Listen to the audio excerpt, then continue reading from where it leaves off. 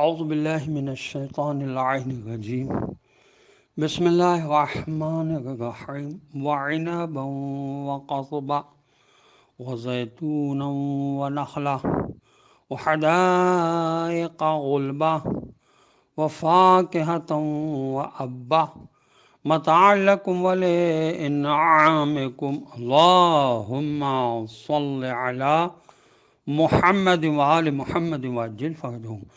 السلام علیکم ورحمۃ اللہ وبرکاتہ۔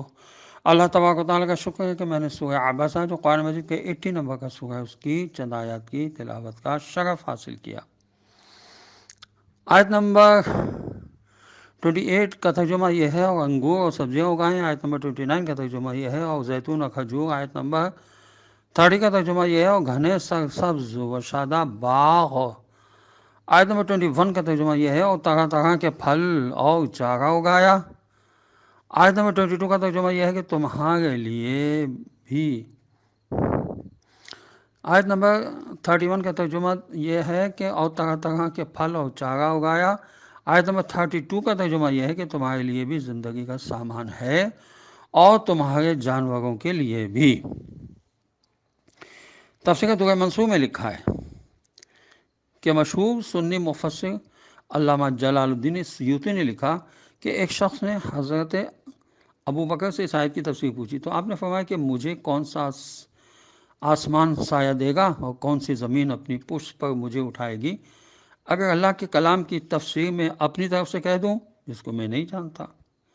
تو سائل کو فاکہتاً میوہ جات کے معنی تو معلوم تھے، مگر وہ ابا یعنی چراگاہیں کے معنی پوچھنا چاہتا تھا۔ جب یہ بات حضرت امام علی علیہ السلام تک پہنچی تو آپ علیہ السلام نے فرمایا کیا اس سے پوچھنے والے کو یہ بھی معلوم نہیں ہے کہ ابا گھاس کو کہتے ہیں، جبکہ قرآن فرما رہا ہے کہ فاکہتاً و ابا یعنی پھل و گھاس تمہارے اور تمہارے حیوانوں کے لیے ہے۔ اسی وجہ سے معلوم ہے کہ تمام صحابہ کرام قرآن کے تمام مطالب کو نہیں جانتے تھے، اسی لیے جناب رسول خدا صلی اللہ علیہ وسلم نے فرمایا تھا کہ انا مدینۃ العلم وعلی بابها، میں شہر علم ہوں اور علی علیہ السلام اس کا دروازہ ہیں۔ قرآن کے تمام علوم کو جاننے والے رسول خدا صلی اللہ علیہ وسلم کے بعد ضرور ہونے چاہیے، ورنہ قرآن کا وجود لا یعنی ہو جائے گا۔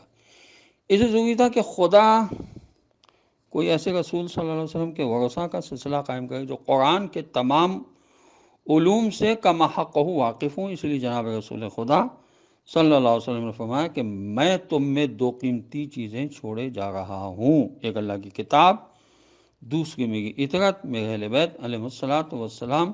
تم جب تک ان دونوں سے تعلق جوڑے رکھو گے کبھی ہرگز گمراہ نہ ہوگے، اور یہ دونوں کبھی ایک دوسرے سے جدا نہ ہوں گے یہاں تک کہ مجھ سے حوض کوثر پر آپ ملے۔ یہ صحیح مسلم میں لکھا ہے۔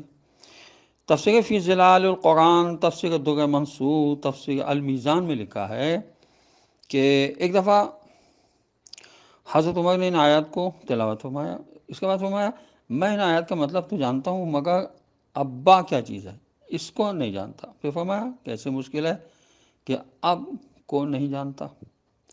پھر لوگوں سے کہا تم بس ان چیزوں کی پیروی کرو جو تمہارے لیے بیان کی گئی ہیں، انہی پر عمل کرو، اور جن باتوں کو تم نہیں جانتے اور نہیں سمجھتے ان کو اپنے پالنے والے مالک کے سپرد کر دو۔ آیت نمبر 33 یہ ہے کہ فَإِذَا جَاءَتِ الصَّاخَّةُ، ترجمہ یہ ہے مگر جب کانوں کے پردے پھاڑ کر بہرا کر دینے والی آواز بلند ہوگی۔ آیت نمبر 34 یہ ہے کہ یوم یفرر المرء من اخیہ، اس دن آدمی بھاگے گا اپنے بھائی سے، وہ امہ و ابی ہے، اور اپنی ماں اور اپنے باپ سے بھی بھاگے گا، وہ صاحبتہ و بنی ہے، اور اپنی بیوی اور اولاد تک سے بھاگے گا، لکل امرئ منہم یومئذ شان یغنیہ۔ یہ آیت نمبر 37، اس کا ترجمہ یہ ہے کہ ان میں سے ہر ایک کا یہ حال ہوگا کہ اسے اپنے سوا کسی کا کوئی ہوش نہ ہوگا۔ آیت 33 سے لے کے 37 کی تشریح یہ ہے کہ انسان قیامت کے دن اپنے رشتہ داروں اور اولاد کو بھول نہیں جائے گا بلکہ وہ ان سے دور بھاگے گا۔ یہ اس لیے کہ قیامت کے دن کی ہولناکیاں اس قدر شدید ہوں گی کہ انسان اپنے تمام دنیاوی تعلقات سے بیگانہ ہو جائے گا مال اولاد جن سے بے حد محبت کرتا تھا ان سب سے بے تعلق ہو جائے گا. مگر یہ حالت کافروں، مشرکوں، ظالموں، بدکاروں کی ہوگی. وہ لوگ اپنی اولاد، بیوی، بھائیوں، ماں باپ سے اس لیے بھاگیں گے کہ اس نے ان کے حقوق ادا نہیں کیے ہوں گے، یا کہیں وہ ان سے مدد نہ مانگ لیں وغیرہ. جناب رسول خدا صلی اللہ علیہ وسلم نے فرمایا کہ 3 موقف ایسے ہیں جن میں کوئی شخص کسی کو یاد نہیں کرے گا. نمبر 1 میزان، جہاں شخص کے اعمال تولے جائیں گے. وہاں جب تک انسان یہ نہ دیکھ لے گا کہ اس کی نیکیوں کا پلہ بھاری ہے یا نہیں، کسی کو نہیں پوچھے گا. نمبر 2 پل صراط، جب تک وہ یہ نہ دیکھ لے گا کہ اس پر سے صحیح و سالم گزر سکے گا یا نہیں، اس وقت تک وہ کسی کو نہیں پوچھے گا. نمبر 3 وہ پہلا موقف جب نامہ اعمال انسانوں کے ہاتھوں میں دیے جا رہے ہوں گے. انسان جب تک یہ نہیں دیکھ لے گا کہ اس کا نامہ اعمال اس کے داہنے ہاتھ میں دیا ہے یا نہیں، وہ کسی کو نہیں پوچھے گا. چاہے وہ قریبی دوست ہو، رشتہ دار ہو، ماں ہو یا باپ ہو، اولاد ہو یا بیوی ہو. اس لیے خدا عالم نے فرمایا کہ اس دن انسان اپنے آپ میں بہت زیادہ مشغول ہوگا. یہ تفسیر برہان میں لکھا ہے. اور تفسیر صافی میں لکھا ہے کہ حضرت امام علی ابن موسی رضا علیہ السلام سے روایت ہے کہ قیامت کے دن حضرت آدم علیہ السلام کا بیٹا قابیل اپنے بھائی حابیل سے بھاگے گا، کیونکہ قابیل نے دنیا میں حابیل کو قتل کیا تھا. اور جو شخص اپنی ماں سے بھاگے گا وہ حضرت موسیٰ علیہ السلام ہوں گے. اور جو شخص اپنی پرورش کرنے والے باپ مراد چچا سے بھاگے گا وہ حضرت ابراہیم علیہ السلام ہوں گے.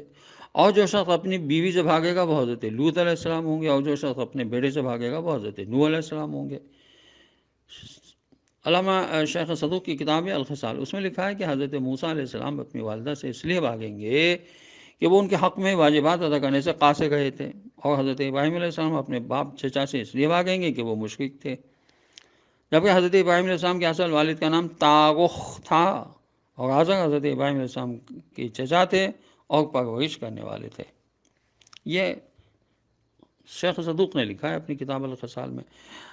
اب آیت نمبر 37 کے بارے میں ہے کہ قیامت کے دن ہر شخص کو اپنے نجات کی اس قدر شدید فکر ہوگی کہ وہ اپنی بیوی، بچوں، دوستوں، عزیزوں سب سے بے پرواہ ہو جائے گا. جناب رسول خدا صلی اللہ علیہ وسلم نے فرمایا کہ سب لوگ میدان حشر میں ننگے بدن، ننگے پیر، پیدل، غیر مختون ہوں گے. حضرت عائشہ نے پوچھا کیا اس طرح شرمگاہوں پر نظر نہیں پڑے گی؟ یہ ترمذی شریف میں لکھا ہوا ہے. جناب رسول خدا صلی اللہ علیہ وسلم نے جواب میں یہی آیت پڑھی، کسی کو کسی کی طرف دیکھنے کی فرصت کہاں ہوگی، ہر شخص اپنے میں غرق ہوگا. یہ تفسیر فتح القدیر میں لکھا ہے کہ انسان اپنے گھر والوں سے اس لیے بھاگے گا کہ وہ لوگ اس کی سزا اور خوف کو نہ دیکھیں جس میں وہ اس وقت مبتلا ہوگا. بعض مفسرین نے لکھا کہ وہ اس لیے سب سے بھاگے گا کہ اسے یہ پتہ ہوگا کہ کوئی آج کسی کو فائدہ نہیں پہنچا سکتا، کوئی کسی کے کام نہیں آ سکتا. آیت نمبر 28 یہ ہے، وجوہ یومئذ مسفرۃ ضاحکۃ ضاحکۃ مستبشرہ. ترجمہ یہ ہے کہ مگر اس دن کچھ چہرے خوشی سے دمک رہے ہوں گے، ہنس رہے ہوں گے اور خوش و خرم بھی ہوں گے.